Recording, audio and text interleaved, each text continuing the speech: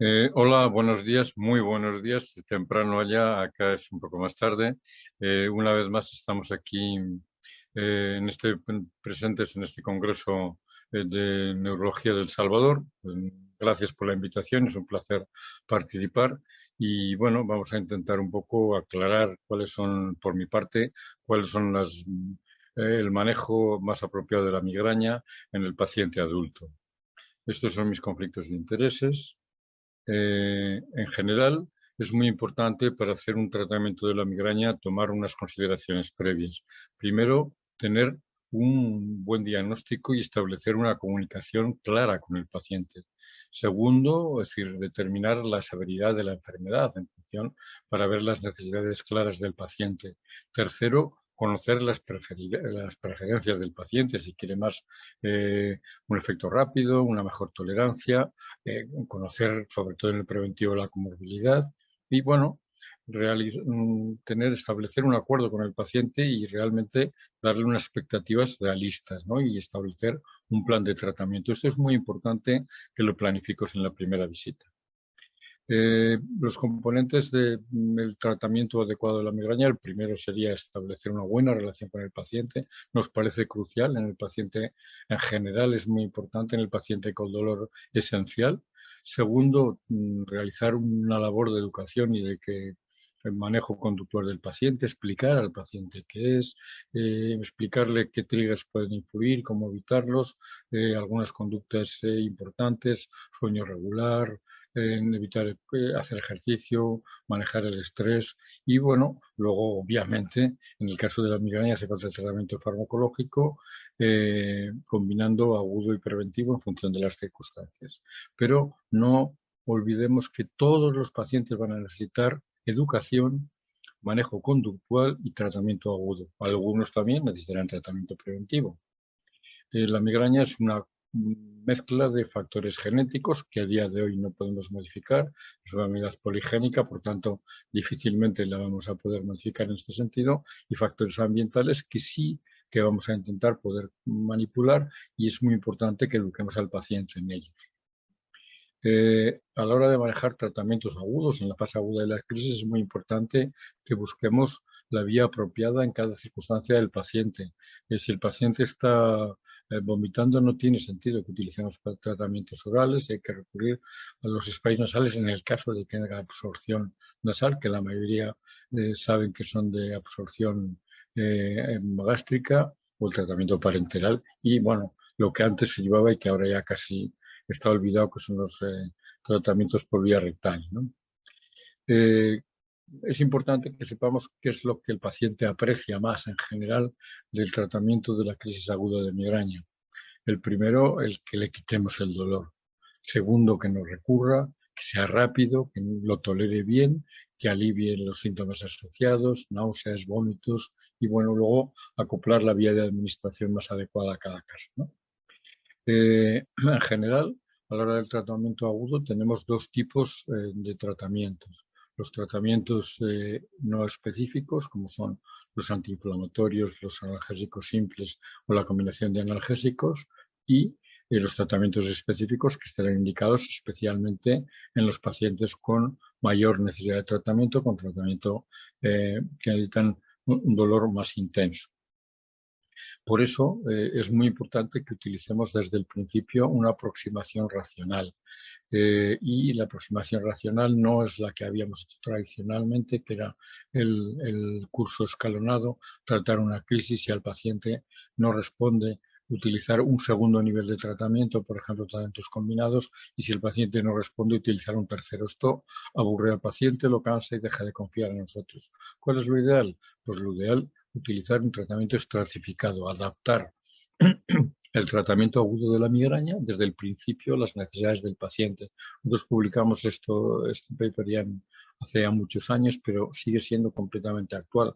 En este caso utilizamos el MAIDAS como elemento para medir discapacidad y demostramos claramente decir que realmente era mucho más eficaz cuando dábamos el tratamiento más específico a los pacientes más severos. Es decir, no tiene ningún sentido utilizar un antiinflamatorio en un paciente, decir que tienen un MIDAS, por ejemplo, 3-4, probablemente van a necesitar ya tratamiento preventivo y tratamientos de alta eficacia.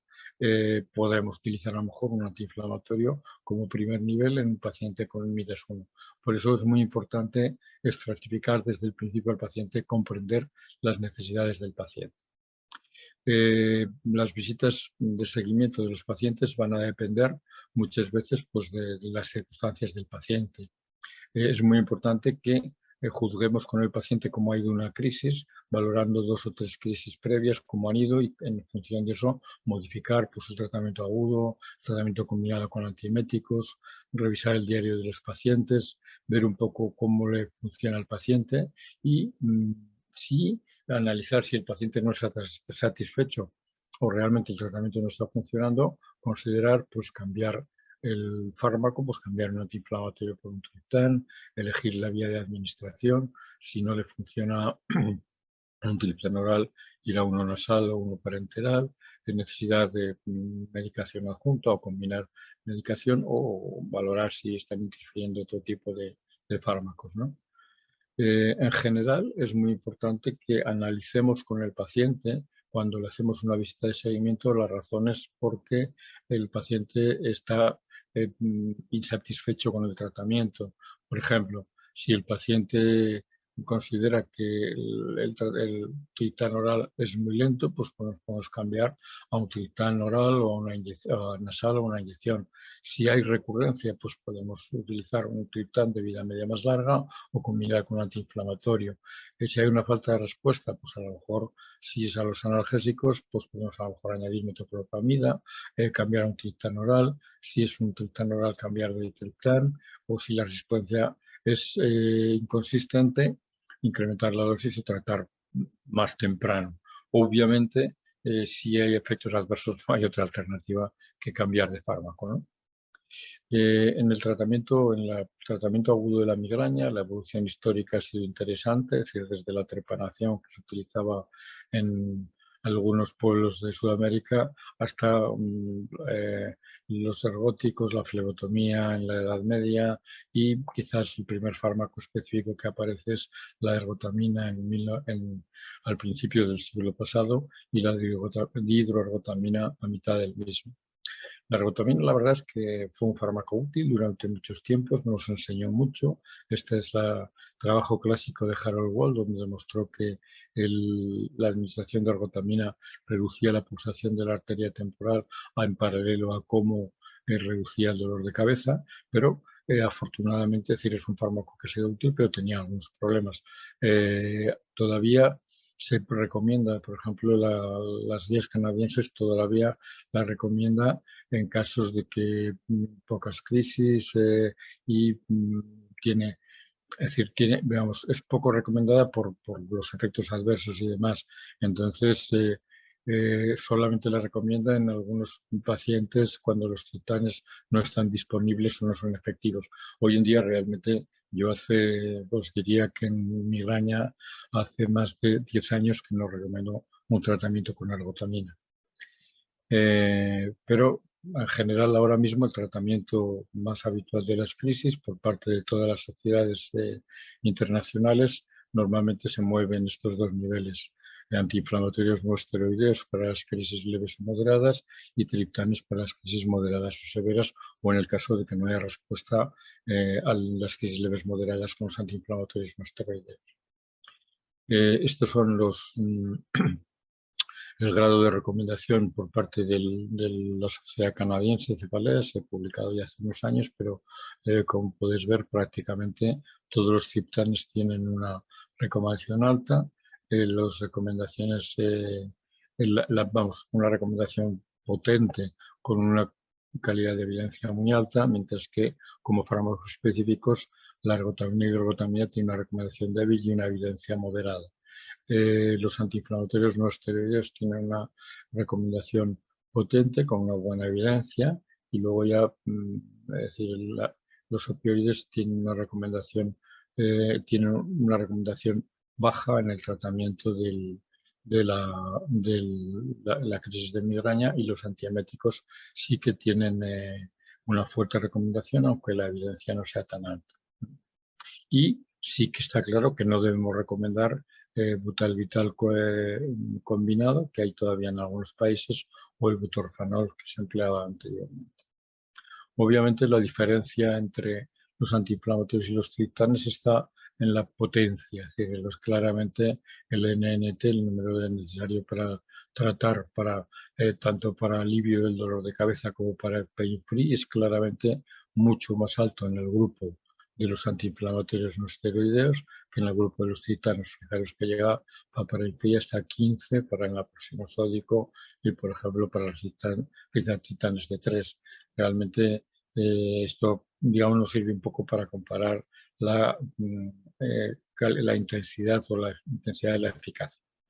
En general, el grupo español de cefaleas, es decir, que publicamos hace un par de años las recomendaciones, es un manual que además, si alguien tiene interés, es un manual muy amplio que comprende todos los aspectos del dolor de cabeza, además del tratamiento. Y en nuestro caso, por ejemplo, recomendamos en el caso de los antiinflamatorios aspirina o naproxeno sódico, ibuprofeno, diclofenaco, desquetoprofeno. Normalmente la dosis en general, si queremos tratar una crisis pronto e intensa, yo diría que es el doble de la dosis comercial y obviamente combinándolos muchas veces con metoclopramida o domperidona. Con ello conseguimos aliviar las náuseas o vómitos en el caso, si hay vómitos hay que recurrir a otra vía, se alivian las náuseas y facilitar la absorción, con lo cual aumentamos la eficacia de estos fármacos.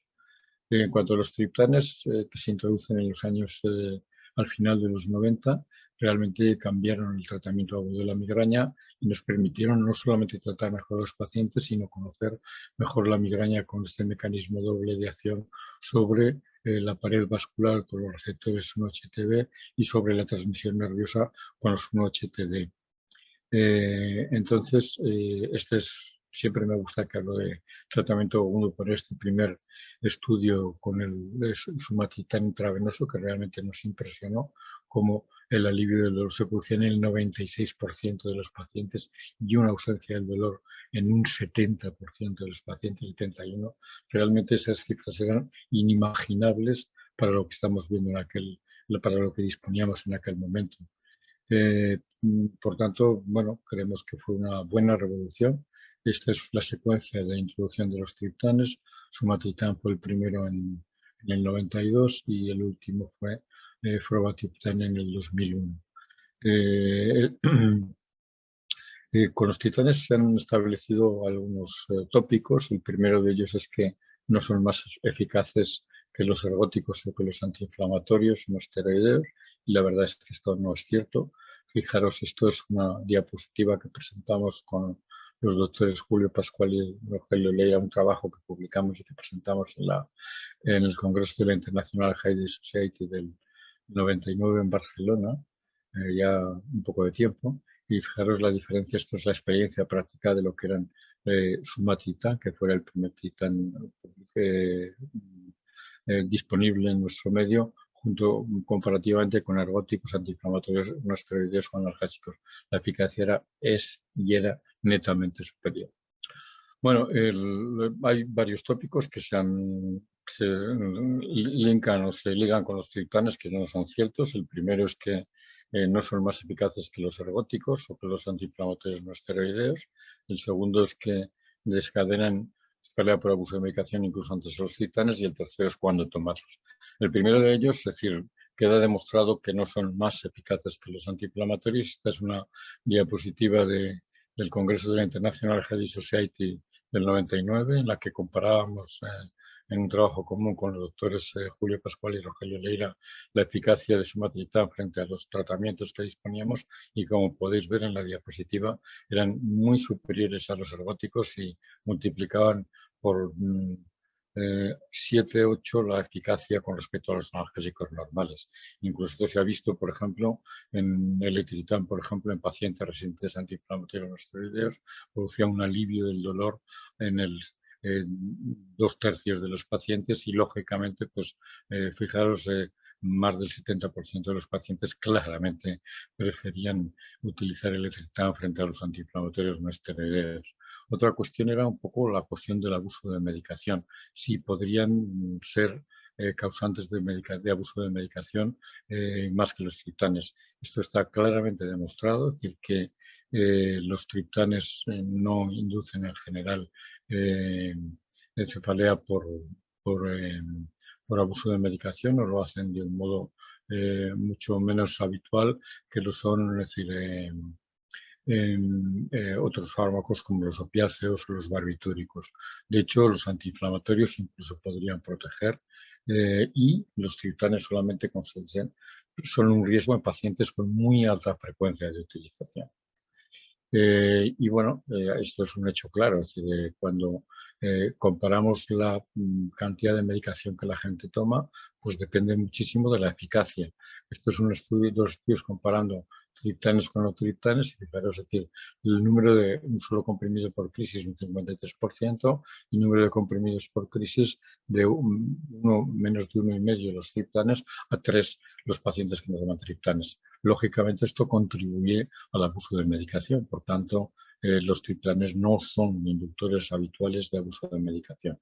Y la otra cuestión es un poco cuándo tomar los triptanes. Bueno, pues estos son estudios controlados en los que se demuestra, se compara la eficacia del tratamiento precoz de los triptanes cuando se trata la crisis leve moderada con moderada severa. Y fijaros en todos ellos, Suma, Zolmi, Rizaele, la eficacia de los pacientes tratados en fase leve es muchísimo más alta, prácticamente se duplica. Esto en general pasa con todos los tratamientos agudos de la migraña. Uno de los consejos importantes al paciente migrañoso es que trate lo antes posible la crisis con el fármaco ideal en función de su respuesta previa. Uno de los errores es empezar a tratar la migraña, las crisis de migraña con analgésicos suaves cuando la crisis es intensa y empiezan con paracetamol, toman ibuprofeno cuando el paciente ya está con una crisis moderada, no les funciona y acaban con el triptán cuando la crisis está intensísima, en cuyo caso el triptán responde mucho peor, con lo cual es muy importante tratar pronto y tratar bien. ¿Cuál elegir? Bueno, es decir, estas son las posibilidades entre los triptanes. No en todos los países están disponibles todas las presentaciones, pero hay múltiples presentaciones y múltiples triptanes. Bueno, ¿de qué va a depender?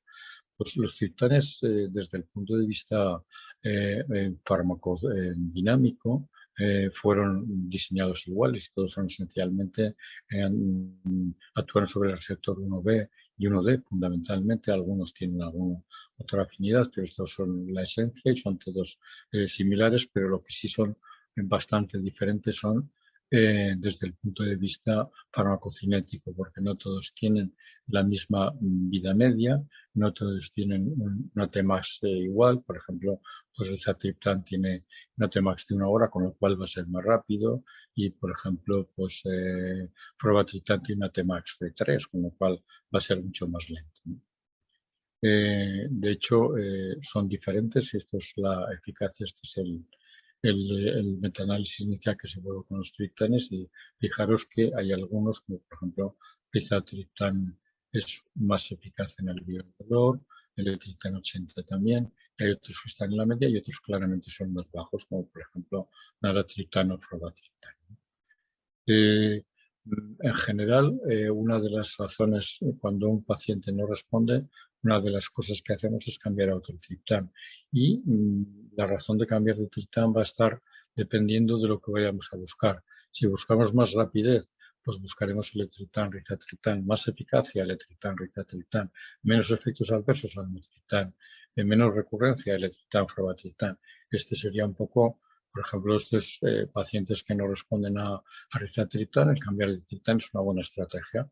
Fijaros, pacientes que no responden a triptán, que es un triptán potente, es decir, hay un 64% que responden y un 36% tiene un alivio del dolor a las 2 horas, una ausencia de dolor pain free, y la satisfacción es realmente muy alta. Es decir, que esta es una estrategia, siempre es un poco la primera, ¿no? Cambiar de triptán.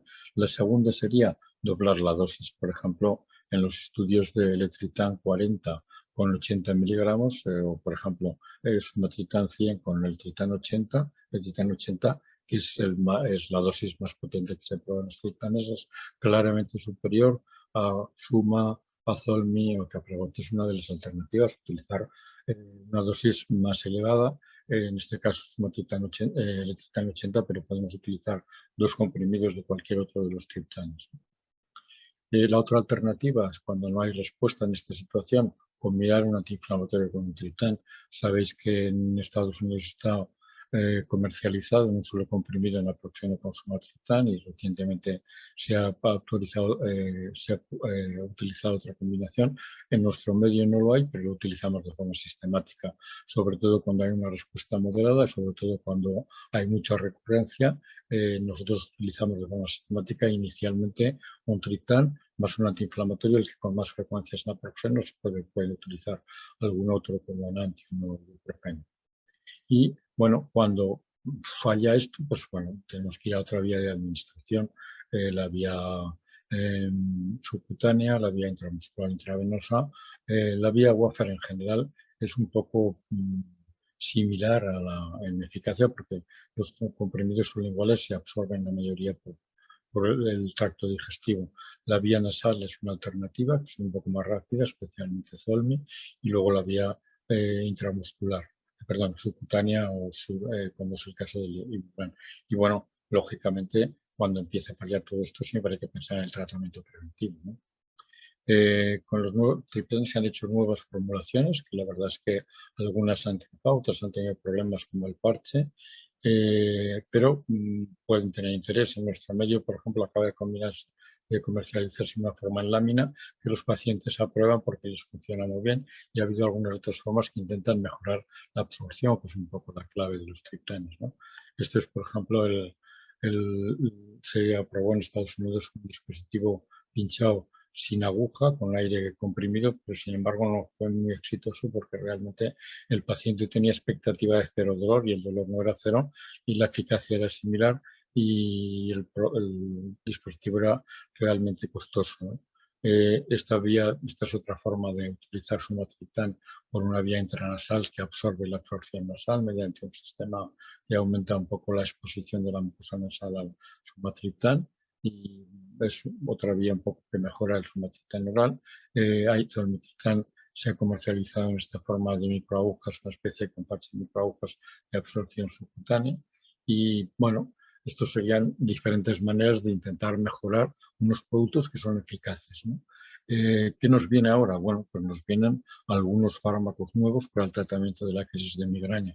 El primero es un fármaco de acción parecida por un mecanismo por el receptor 5-HT1F de la serotonina.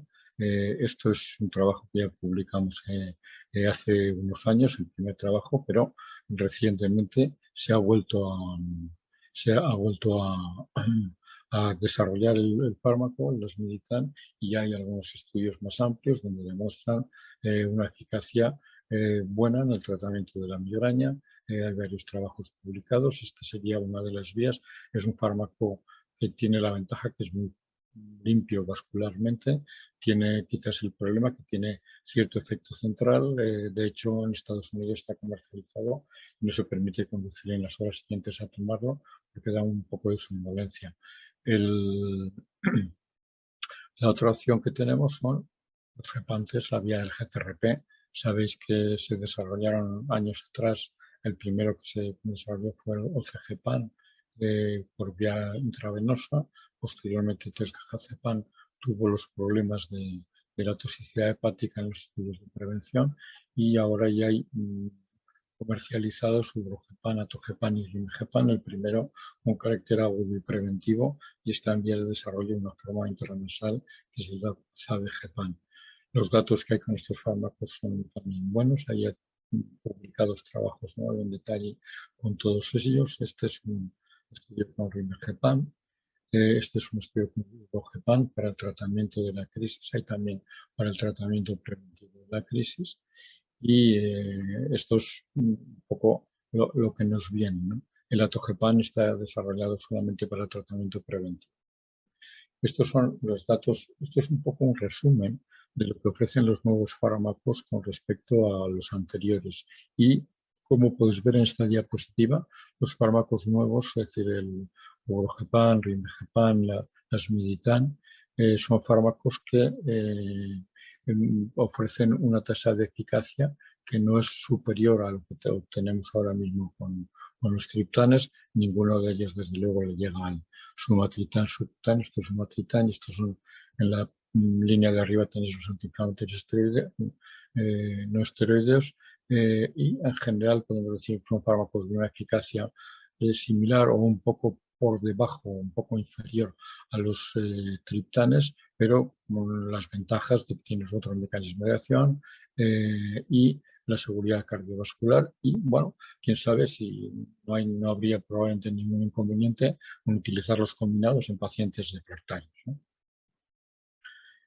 Otra cuestión que es importante a la hora de abordar el tratamiento de migraña, el paciente con tratamiento de las crisis de migraña es qué medicaciones de rescate podemos utilizar en el paciente desesperado en urgencias que viene y no sabemos qué dar porque lleva varias horas con un tratamiento que no ha sido eficaz habitualmente oral. Entonces, aquí hay algunos datos de un análisis de los diferentes fármacos que utilizamos en urgencias. Este sería el porcentaje de pacientes que tienen alivio del dolor. En este caso sería los más eficaces serían doloperidol, sumatriptán, propofiracina, metamizol y metoclopramida intravenosa. Y para pain free los datos serían alpaclopiracina, clorpromacina y sumatriptán. Este es un estudio muy bonito publicado por en Bob Cohen y Alan Rappaport, donde demuestran la eficacia del tratamiento corticoideo, que puede ser una alternativa en el manejo de las crisis, es decir, pues en el paciente refractario. Y estas serían un poco las recomendaciones que da la American Heart Society en el tratamiento de las farmacoterapias parenterales en los pacientes en emergencias, ¿no? Entonces serían los de mal alto nivel, claramente son la metoclopramida y la clorpromacina intravenosas y el sumatriptán subcutáneo. En segundo lugar, la dexametasona, que sobre todo una de las cosas que evita es la recurrencia, y una de las cosas que es muy importante, importantísimo, crucial, es que no tratemos a los pacientes en urgencias, que todavía se sigue haciendo con opiáceos. Deben ser evitados absolutamente. Bueno, pues pasando, ya hemos resuelto el paciente con una crisis aguda de migraña refractaria en urgencias. ¿Qué tenemos para el tratamiento preventivo? ¿Qué nos ofrece? Como decía yo al principio, el tratamiento de las crisis de migraña, todos los pacientes deben llevar tratamiento sintomático y algunos deberán llevar tratamiento preventivo. ¿Quiénes serían estos? Bueno, el objetivo del tratamiento preventivo es reducir la frecuencia, la intensidad y la duración de las crisis de migraña, mejorar la eficacia del tratamiento agudo y reducir la cantidad de tratamiento agudo utilizado, y mejorar la actividad funcional y la calidad de los pacientes y, en el grado que podamos, evitar la progresión de la migraña, evitar la cronificación de la migraña. En mi opinión, sería una indicación obligatoria de tratamiento preventivo aquellos pacientes que toman medicación sintomática 2 o más días por semana, independientemente de la severidad de las crisis. Lógicamente, cuando llevan un cierto tiempo, por lo menos un mes, y vamos compulsivo si fuera 3 meses.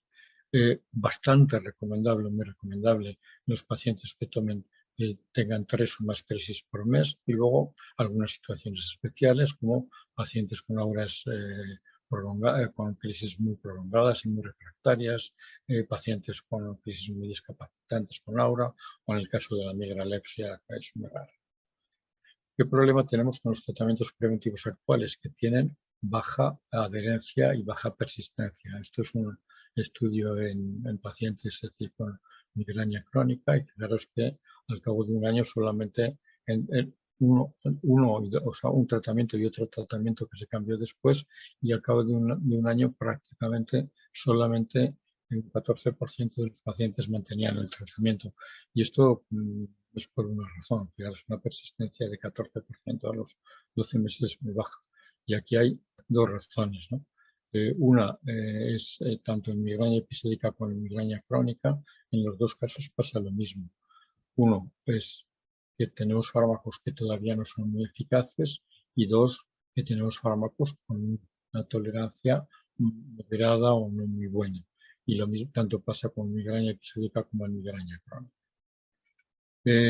Normas generales de tratamiento, es decir, para el preventivo. Primero, mantenerlo al menos 6 semanas, 8 semanas. Sabéis que los fármacos orales actuales son lentos. Utilizar dosis gradual progresiva hasta encontrar la dosis mínima que funciona.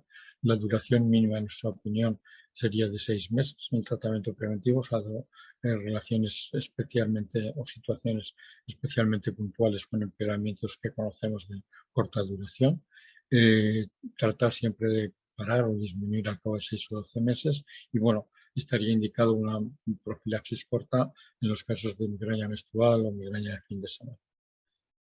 Uno de los problemas que tenemos ahora mismo es que aunque hagamos estos gráficos tan bonitos de por un mecanismo de acción de los diferentes fármacos preventivos, la realidad es que sí que sabemos que reducen la hipersensibilidad central, pero del mecanismo de acción exacto conocemos poco porque la mayoría, de hecho, han sido introducidos en la clínica por serendipia, ¿no? De hecho, hasta ahora los datos de los tratamientos preventivos de la migraña, los ensayos clínicos, aquí están los mejores de todos ellos y fijaros que no son muy espectaculares. Para propranolol, el mejor de los ensayos, 55 pacientes, provaltina 58, amitriptilina 100, valproato 176, topiramato fue el primero que cambia un poco y ya utiliza periodos más largos como 26 semanas. Pero aun con todo es un poco lo que tenemos. Una de las cuestiones es lo que mantendría, lo que preguntamos por cuánto tiempo. Pues en general, este es un estudio de Julio Pascual, en el que paró el tratamiento preventivo con topiramato al cabo de 6 meses, que decíamos que sería lo mismo, y de hecho, y 40, la mitad, el 50% vuelven a empeorar, a los cuales se les vuelve a dar y bueno, la mayoría vuelven a continuar, pero todavía hay algunos que continúan. Y se mantiene. El tratamiento, decíamos, mínimo sería 6 meses y en un porcentaje muy alto de pacientes podrían, en las clínicas especializadas, mantener a los pacientes por varios años en tratamiento preventivo, porque cuando los bajas se empeora.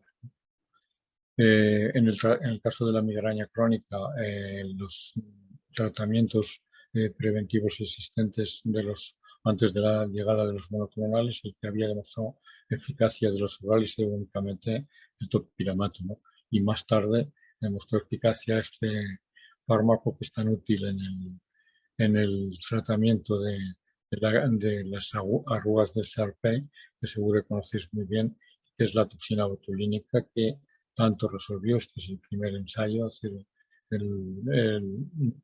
los estudios PREN con toxina botulínica que demostraron claramente una eficacia marcada de la toxina botulínica en la reducción del número de crisis en los pacientes con migraña crónica y que realmente tanto han cambiado la vida de muchos pacientes y nosotros seguimos utilizando de forma regular, a veces incluso combinado con anticuerpos monoclonales, ¿no?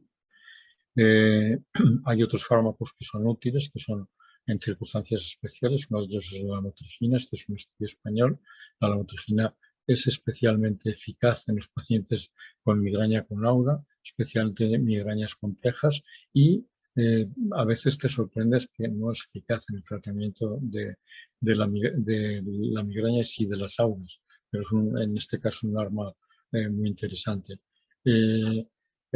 Estos son los diferentes tratamientos orales que tenemos ahora mismo. Veis que la ganancia terapéutica no es espectacular y lo que sí es cierto es que la eficacia, los que se han hecho estudios comparativos entre todos ellos, la eficacia es muy similar, ¿no?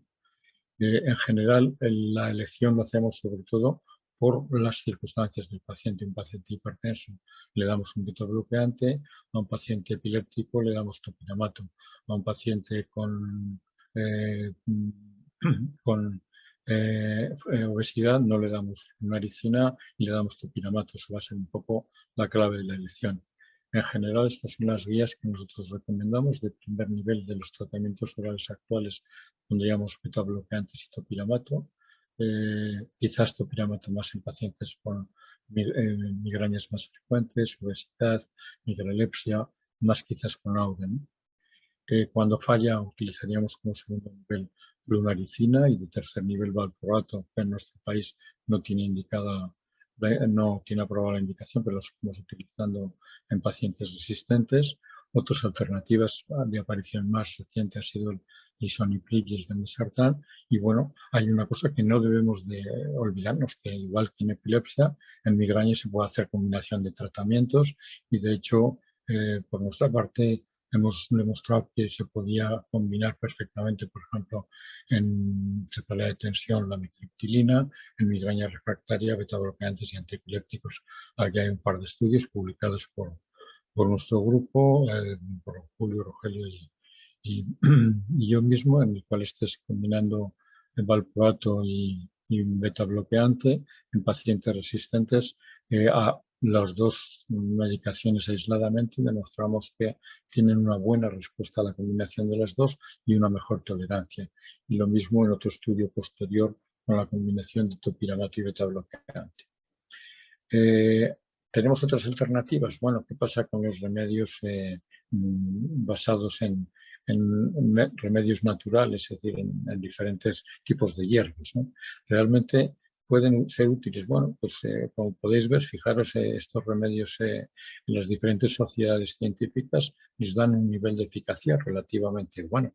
Sí, para riboflavina nivel B, la americana, la FNS nivel B, magnesio B, C, betasites AB. Es decir, realmente es una alternativa en algún paciente que puede ser refractario. De hecho, yo hace unos años justo de la pandemia me dijeron si los nutracéuticos son seguros y efectivos en la migraña y defendí ardorosamente la posición del sí y la sigo manteniendo. Creo que en algunos pacientes seleccionados que prefieren pueden ser un arma terapéutica, ¿no?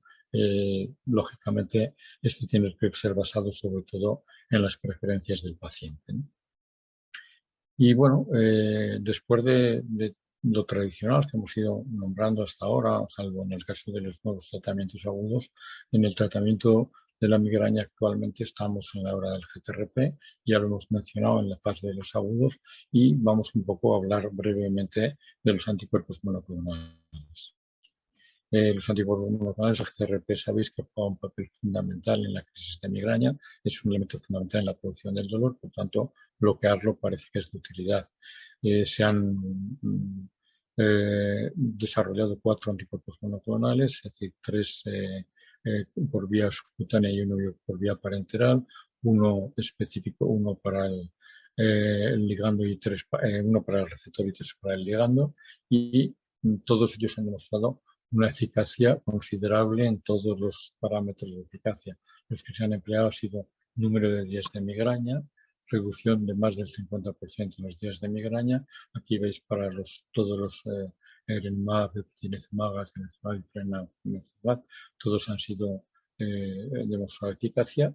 Y una de las cosas que nos ha sorprendido muy agradablemente ha sido la buena tolerancia a estos fármacos. Fijaros que esto es los efectos secundarios y fijaros, perdón, esta es la reducción de la medicación, que se reducen todos ellos. Y la eficacia, os decía, perdón, la tolerancia es absolutamente excelente, es decir, prácticamente sin poder diferenciar anticuerpos del placebo, ¿no? Estos serían los datos de la tasa de respuesta al 50% en las crisis de migraña. Sabéis que todos sabéis que Eptinezumab en diferentes dosis, Erenumab está comercializado en 70 a 140, pero estos serían las tasas de eficacia en general, estarían GALCA 60-50, estarían en torno al 50%, que realmente son muy buenas en migraña episódica y en todos están en migraña crónica, todos superan el 30 y llegan al 40%. Estos fármacos han demostrado primero que son eficaces en pacientes que no respondían a tratamientos preventivos. Este es uno de los primeros de las primeras evidencias en el caso con Erenumab. Y bueno, esto tiene su lógica porque son fármacos con un mecanismo nuevo, por tanto no es raro pensar que si tienes un mecanismo nuevo vas a tener mejores respuestas. Otra cuestión que es importante para todos ellos, es decir, es que la eficacia es rápida. En la primera semana ya hay una clara eficacia, es decir, en este caso es premanezumab, en los pacientes al cabo de una semana hay una diferencia clara sobre el placebo. Otra cuestión es que persiste la eficacia en el largo plazo. Este también es en el largo plazo, es decir, con premanezumab, pero he puesto algunos ejemplos de uno u otro, pero podría intercambiar las diapositivas porque todos tienen estudios similares. Y otra cuestión que es importantísimo, esto solamente de tan largo plazo, solamente el de Renumab. Fijaros en el estudio de Renumab, es decir, al cabo de 5 años, es decir, se mantenía más de un 50% de la respuesta en un 71% de los pacientes, más de un 75% en un 41% y en los últimos meses hasta un 35%, 100%.